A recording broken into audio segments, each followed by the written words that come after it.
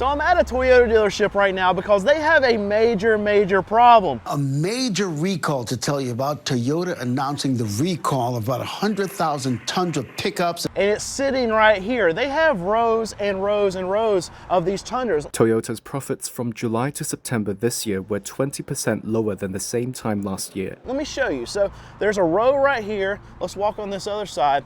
We have a Tundra right there. We have another row of Tacomas, and it's not just the Tundras. We have Tacoma problem too. It was red across the board for Toyota, Honda, Nissan, Mazda, and Mitsubishi.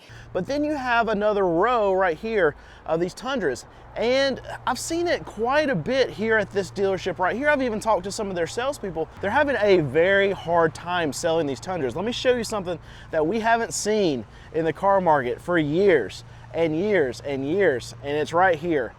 This is a Toyota, and they're advertising $6,000 off, but here's the thing. I mean, this is a 2024 still. It's a SR5, but it's still $62,000, and then you're taking your $6,000 off, $56,000, still a lot of money for a truck. But you think about what their competition is. Well, what is it? It's the F-150, which, if you're looking at an F-150 with a similar trim to what this truck has, you're paying $65,000, $70,000, $75,000. What do you got at GM? Well, still another $60,000. It's a little bit lower there at GM. If you look at Ram 1500s, a trim like that, you're paying like $75,000, $80,000. That's the big problem with Ram. But with Toyota, I'm giving you all those prices just to show you that, okay, this $56,000 truck here at Toyota, that's on the cheap side. It's not a cheap truck. Don't hear what I'm not saying, but that's on the more affordable side. It's not even affordable. It's less than all the other trucks in its competition. And still, what do you have? You have these Toyota dealers that are having a hard time moving these trucks. And here's what it comes down to. It comes down to perception. Maybe not perception, but it comes down to, okay, what people think about how the motors are right now, and whether or not the motors are actually good. I don't know. I haven't had one of the new Tundras that actually have the motors that they say that are fixed. They did all these recalls on these motors, but where Toyota really went wrong is that, okay, we have this V8 that we've known for years and years and years, and we loved it in these Tundras. And that's why people love the Tundras. And we have the motors that were in the Tacomas that we loved. They were the most reliable things that you could buy in a truck. And people would buy them and buy them and buy them. And now you come out with a Tundra like this that's got a 6-cylinder turbo in it. And well, maybe we're not okay with that. We want, if we want a truck, we want a big V8. The reliability of what we've known out of this V8 that Toyota has made for years and years and years. That's what we want, right? But no, we're going a different way, and a 6-cylinder turbo, okay, no problem. And we had lots of people go out and buy these Tundras, and what happened? We had this massive recall, this massive engine problem. And when I say massive engine problem, I mean like engine failure level worth of engine problems. So we had that 2 years ago, last year, and Toyota fixed it. Toyota stepped up, said, okay, these engines are bad, they are cratering in these trucks, and let's recall. And they recalled every one of them, and they replaced a lot of those motors. But here's the thing, we have now this shadow, this cloud over all of these trucks here, that, okay, this 6-cylinder turbo that Toyota puts out now is no good. And it's not just in the Tundra, it's in the Sequoias too. They had one sitting out here yesterday. Nope, still not. Oh yeah, they put it over there. But it's in the Sequoias too. I love the Sequoia, it looks fantastic. But if the perception is that the motors are bad in these Tundras, in the Sequoias, then we're going to end up with a situation that we're dealing with right here, that this dealership is dealing with right here, where we have stacks and stacks and stacks of trucks. So bad that a brand like Toyota has to put $6,000 off on a truck like this. And it's not only that truck, look over there. There's a Tacoma. We have $6,000 off on that truck. And let's look over here, this Tacoma right here, we have $6,000 off of this truck. Toyota has not had to do this in over 4 years. I have not seen a Toyota dealership in over 4 years that has had to advertise that they're taking money off of anything on their lot. And now we're seeing, okay, $6,000 off reduced. This truck's $48,000. There you go. It's an SR5 and it's a 2024. So here's the thing. We've got 2025s coming out just around the corner. They're already starting to pop up at a lot of these Toyota dealerships. I'm trying to find one right now. This one right here, this is also a 2024. And check it out. We have more vehicles at the back of the building, and I'm assuming the vehicles that are at the back of the building are not what we see right there, which are vehicles that people are buying, but it's going to be more of these trucks right here, which people are not buying. And it's so bad right now. I've talked to quite a few salesmen at this Toyota dealership, and they have said that, okay, when they get their allocations in, and it seems to be like it's not the issue right here. I was here probably a month ago, and they had a few Camrys, a few Corollas, a few RAV4s, but it was mainly just these trucks. But now it looks like they're getting more inventory in, and this inventory is sitting longer than what it had been. But what they were saying is that when they would get their allocations in, they would get a truck that comes in about two times a month. And if they weren't working on that day, then they were now destined to work on that day whenever that truck came in, because there were not enough of these RAV4s, of these Camrys, of these Corollas to go around. So they would be left selling Tacomas, Tundras, the rest of the month if they didn't get in there and get to their customer list and say, oh, I got this Camry that's coming in, oh, I got this Corolla that's coming in, it just hit the lot right now. I need you to come in here and buy it because I know you've been waiting for one. So that's an issue that not only has hit this dealership with having a problem of not having enough desirable vehicles for consumers, but the salespeople too. But now it looks like that situation's getting a little bit better. And it's probably on the front that, okay, Toyota, their retail sales maybe are going down quite a bit. I know that we've seen at Honda, so there's a Honda dealer right over there. It's that store right over there. And I've been there recently checking their stock, but we just got numbers out of Honda saying that over the last month, their day supply has gone up 14 days. That's a massive number for a very highly desirable brand to go up in just 1 month. Just 1 month, their whole day supply across the US has gone up by 14 days. That's absolutely insane. And Honda is going to give you some of the most affordable vehicles that you can find on the market. When over there, you have Civics that are in the mid-20s. You have Honda Accords, your mid-level four-door sedan, that are in the lower 30s. And you're going to see something similar out of these Camrys, out of these Corollas. We'll check those prices in just a second. RAV4s, they have CRVs, low to mid-30s. Those are some of the most affordable vehicles that you're going to be able to find right now in this car market.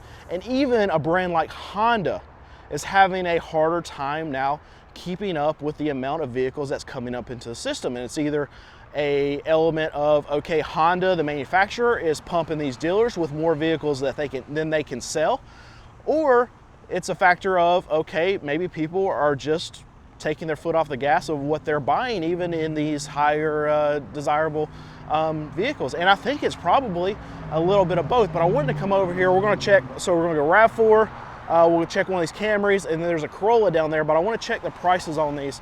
I know a lot of you have been asking about Toyota. And this, just to go back, so if you're going to go look for a Toyota, I just want to remind you, okay, Honda over there is dealing with an increase of 14-day supply in 1 month. Toyota's probably going to be very similar to that. Toyota's probably going to be better as far as getting, not overloading their dealers than even Honda, in my opinion. And I think Toyota's going to be a little bit better. I think the name, as far as the reliability carries over, is going to be a little bit better still than Honda too. Not on trucks right now. Trucks are suffering for Toyota, and we're seeing it right here. But I just want to keep in mind, $6,000 off.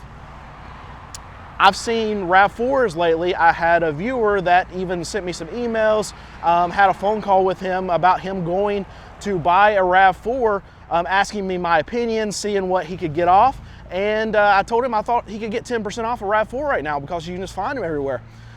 Guess what? He went to the dealership, he negotiated, and he was able to get 10% off MSRP on a RAV4. That's something you haven't been able to do in 4 years, and now you can do it. But let's check. This is a Prime.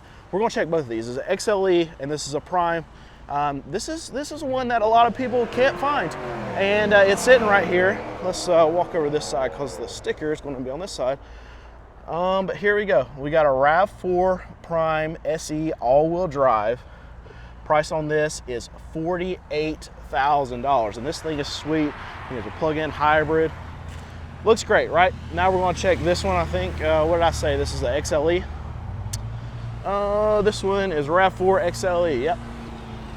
And the price on this one, there you go, XLE Premium front-wheel drive SUV, $37,500. And here's the thing. So, with the RAV4, this is probably the most sought after vehicle that we've seen over the last 2 years.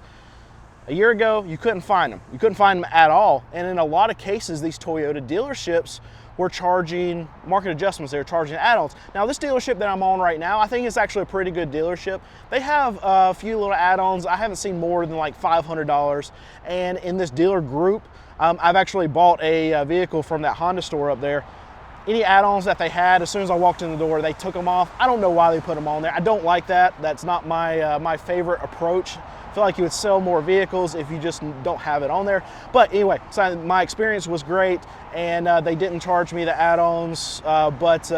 In any case, I don't think this is a dealership problem with what I'm seeing back here with these Tundras, because I think this group does a good job moving vehicles. I know that they sell a lot of cars, and this is a high volume Toyota store.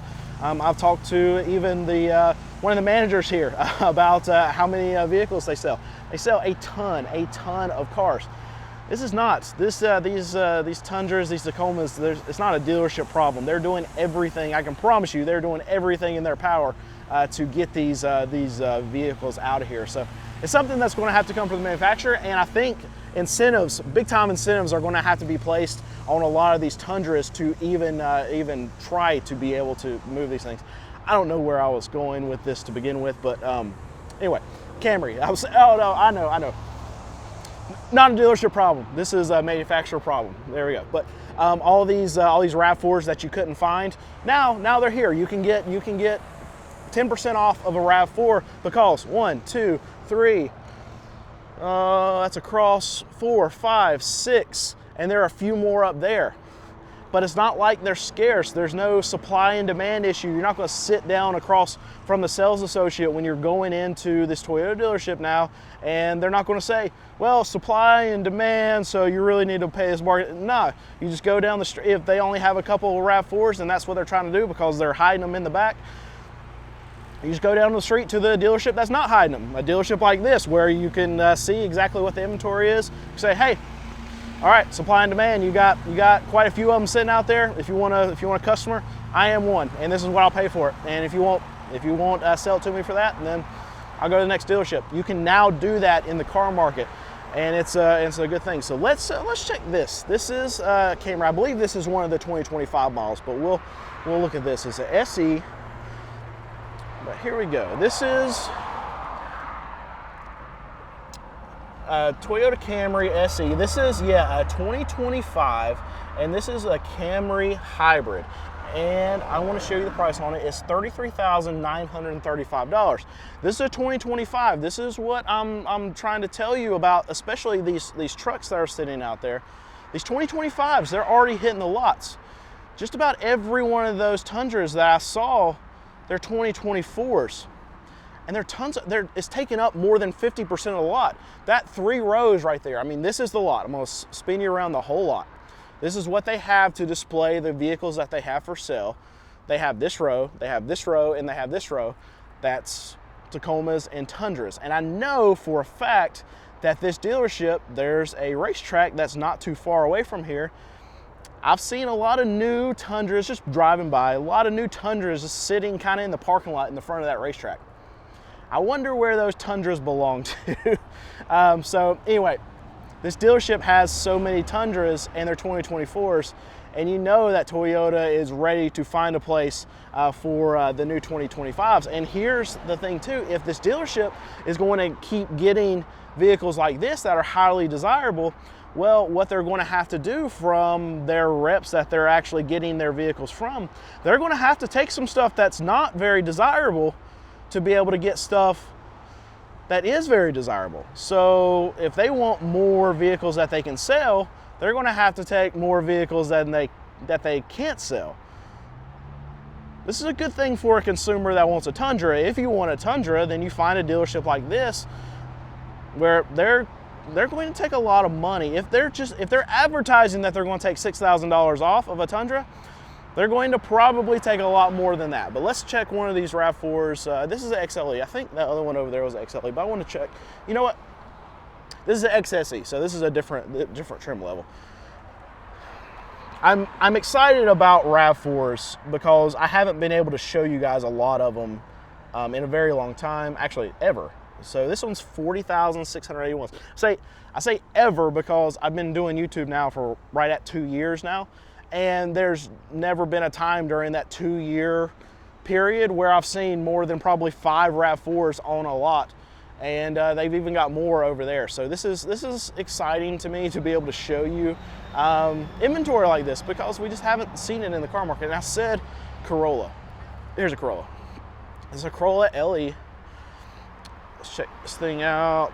Is it 2024 or 2025? It's LE. 2025, yep. So $26,000. So this is the lower end of what you're going to be able to buy at a Toyota dealership. It's probably just about the cheapest thing because the LE, just about the cheapest thing that you're going to find on a Toyota dealership lot. Still $26,000. That's a lot of money. It's we're only a few years removed from being able to see vehicles on dealer lots that were sub $20,000, and gone are those days. There was one car left this past year, which was the Mitsubishi Mirage. You know how many people want those? Probably 2. That was the only car that was sub $20,000 brand new that you could buy at any dealership lot in the U.S. marketplace, and they discontinued that. So now we have exactly 0 vehicles on the market that are sub $20,000, and we're probably never going back to that place where you're going to have something that's sub $20,000. But so $26,000 is your new bottom line, most affordable vehicle that you're going to have that's available to you on the U.S. market, and it's a Corolla. And Civic's going to be about the same price. You can go somewhere like Nissan. Nissan's got a $21,000 car. That's a Versa, I believe.